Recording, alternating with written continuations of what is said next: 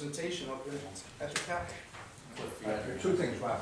First of all, Malloy is adamant on the exemption on automobiles with an assessment of $20,000 or less. Okay.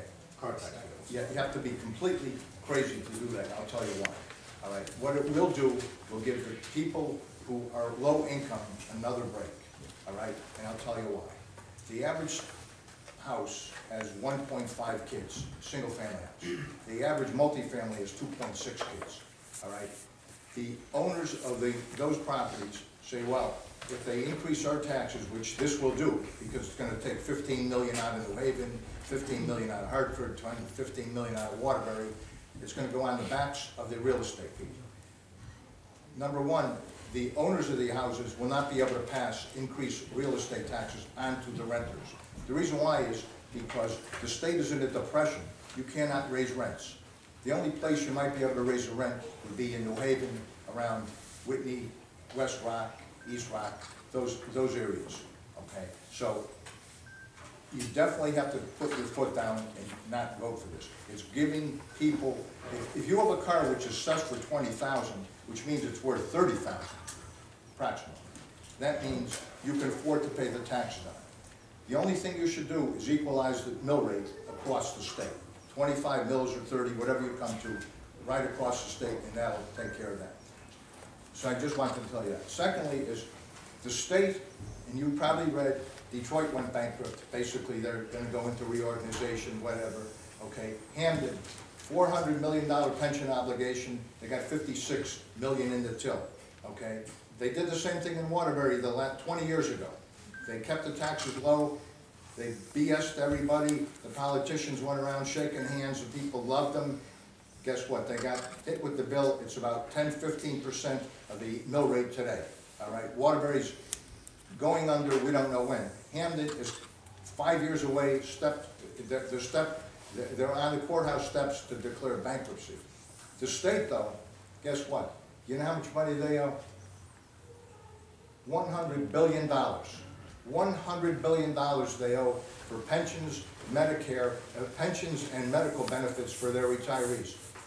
You can go on to any of the sites, you can see these guys who are working for UConn, retirees making $250,000 a year in pensions.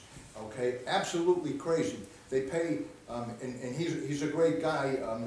Well, Jim Calhoun was a great guy, and Kevin Alley's a great guy. These guys are getting $1 million something running our basketball team, and they're giving them $1 million something. College, when we went there a long time ago, was for education, not for promoting these types of things. The 20% of college costs today are for teachers, 80% for administrators.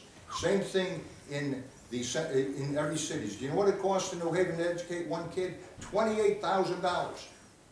Guess what it costs in Woodbury? $18,000. Waterbury, $20,000. You could send kids to Harvard, Gunnery, Phillips Exeter for this kind of money. They should cash in the chips, get rid of public education. Okay. Secondly, I just want to mention something on, I'll be real quick, on gun control. First of all, there's a rush to judgment here. Okay, and that's what it is. The Republicans, Cafaro and McKinney, they should be every day on TV telling the Democrats to take a walk. We're walking out. We're not even going to agree with you. Those guys don't have any backbone. They've compromised for 20, 30 years. Every year they raise the taxes. They don't stop. Now they're going to have mental psychiatrists. They're going to check every kid, going to put more taxes in. You know what it costs? The average in the state of Connecticut for one kid who is mentally challenged? Take a guess. One kid, the average in the state of Connecticut, $150,000 per kid. Woodbury, it's $55,000 for one kid, when the average cost is $18,000. All right, this has to stop. And then, as Rahm Emanuel said, don't let a crisis go to waste. The Democrats are up there. They're pulling the same sham they've pulled. More control of the people, more control. Okay, as Pete said. In April 19th, April 19th, 1775, if our guys, our patriots, John Hancock, John Adams, Sam Adams, if they didn't have guns, they would not have been successful in Concord. They chased the British back to Boston. okay? And he brought out all of these gun killings. Take to Chicago, 406 in 2012, 42 in January alone. All right, all these are done by gangs. You should stand up and tell those guys. The gangs are the killers. The gangs are the Crips, the Bloods, the out of Somalia, etc. There's 8,000 of them, MS-13. They're coming into the suburbs, and the only way we could defend ourselves are with these type of weapons, AR-15. That's what they have. Okay, and they're shooting people one after another, and it's all illegal guns. They shouldn't have them. Chicago has the toughest gun law in the country, and they have the most murders. All right, that Pete brought out in Canada, Australia, etc.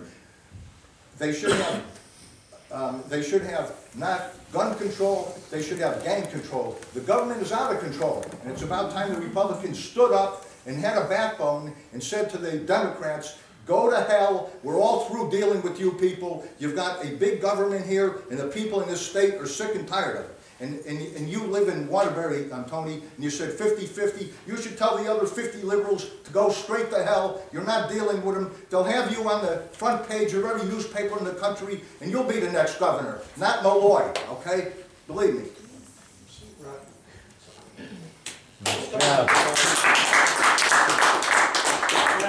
I think we're going to get back to the guns, and it'll be a